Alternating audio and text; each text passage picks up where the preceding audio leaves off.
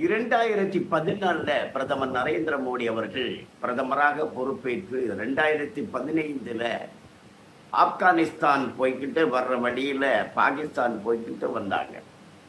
பாகிஸ்தானோடு நல்லுறவு மேற்கொள்ளவே பிரதமர் நரேந்திர மோடியும் முயற்சி பண்ணாங்க.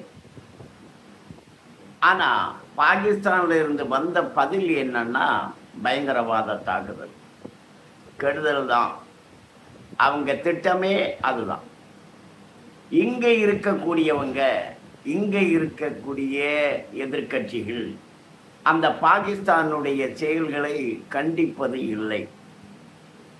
பிரதமர் நரேந்திர மோடி அவர்கள் இப்போ ஏப்ரல் 22 நடத்தப்பட்ட அந்த கொடிய காரியத்துக்கு பதிலாக ஒரு சரியான அடி, 100 கிலோமீட்டர் உள்ள போய் சரியான அடி கொடுத்துடும், சரியான தாக்குதல். அவங்களால எழுந்துக்க முடியல. பாகிஸ்தான்கிற ஒரு மாநிலம் தனியா நாங்க செயல்படுவோம்னு அறிவிக்கிறாங்க. அவங்கள்ட்ட இராணுவத்தை அனுப்ப கூட இவங்களால முடியல. அந்த அளவுக்கு ஒடிந்து போனது பாகிஸ்தான். பாகிஸ்தானை நைய புடைச்சிட்டாங்க அப்படின்னு சொல்லுவாங்கல்ல, அதை தான் இப்போ இந்தியா பண்ணியிருக்கு. இந்த வேளையில ஏதோ எரிஞ்சிட்டு இருக்கிறப்போ ஒரு மன்னன் பிடில் வாசிச்சாரா அப்படின்னு சொல்லுவாங்கல்ல, அந்த மாதிரி இந்த சாராய பணத்திலேயே ஊழலிலேயே திளைத்து கிடக்கிறது திமுக. திமுகவினுடைய நோக்கமே பணம் சம்பாதிக்கிறது தான்.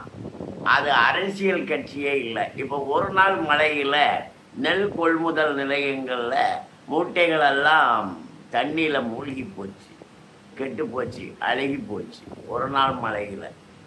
அப்போ அதெல்லாம் ரோட்ல போட்டு வச்சிருக்காங்க. அதுக்கு ஒரு மேடை கட்டி ஒரு கூரை போடலை. இவங்களுடைய நோக்கமே, திமுகவுடைய நோக்கமே பணம் சம்பாதிக்கிறது தான்.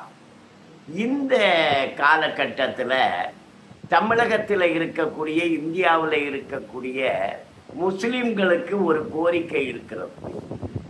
ஓவைசி எதிர்த்து போராடுகிறார், மற்றவர்களும் குரல் கொடுக்கிறார். ஆனால் அங்கே இருந்து வரக்கூடிய, பாகிஸ்தான்ல இருந்து வரக்கூடிய பயங்கரவாதி என்ன சொல்றான்னா, இந்துக்கள் வாழும் தகுதி இல்லாதவர்கள், நாங்கள் தாக்குவோம் என்று சொல்றாங்க. இங்க இருக்கக்கூடிய முஸ்லிம்கள் என்ன சொல்றாங்க? எம்மதமும் சம்மதம்னு சொல்றாங்க இல்லையா, இந்துக்கள் சொல்றாங்க இல்லையா, அந்த எம்மதமும் சம்மதம்ங்கிறத இங்க இருக்கக்கூடிய முஸ்லிம்கள் ஒத்துக்கொள்கிறார்களா அப்படிங்கிறது ஒரு கேள்வி இருக்கு. ஏன்னா நாம இணைஞ்சு இருக்கிறோமா, நாம பாகிஸ்தான் முஸ்லிம்களுடைய கொள்கையைத்தான் ஆதரிக்கிறோமா, அல்லது அதை நாம எதிர்க்கிறோமா அப்படிங்கிறத நம்ம வெளிப்படுத்தணும். ஏன்னா நம்ம கிட்ட இருந்து நிறைய குரல் வருது, தண்ணியை திறந்து விட்டுருங்க, பாவம், மன்னிச்சிடலாம் அப்படின்னுட்டு நிறைய குரல் இங்க இருந்து கிளம்புது. அப்போ இங்க இருக்கக்கூடிய மதம் மாறிய முஸ்லிம்கள், நம்முடைய சகோதரர்களுடைய நிலைப்பாடு என்ன? பாகிஸ்தான் முஸ்லிம்களுடைய நிலைப்பாட்டுக்கும் அந்த பயங்கரவாதிகளுடைய நிலைப்பாட்டுக்கும் எந்த அளவுக்கு நாம எதிராக இருக்கிறோம்? நம்முடைய பண்பு என்ன? நாம நிறைந்து கொள்கிறோமா, நாம் இணைந்து கொள்கிறோமா? எம்மதமும் சம்மதம் என்கின்ற இந்துக்களுடைய கொள்கையோடு முஸ்லிம்கள் ஒத்து போகிறார்களா என்பதை நம்ம ஒரு முஸ்லிம்கள் விளக்க வேண்டிய அவசியம் இருக்கிறது. வணக்கம்.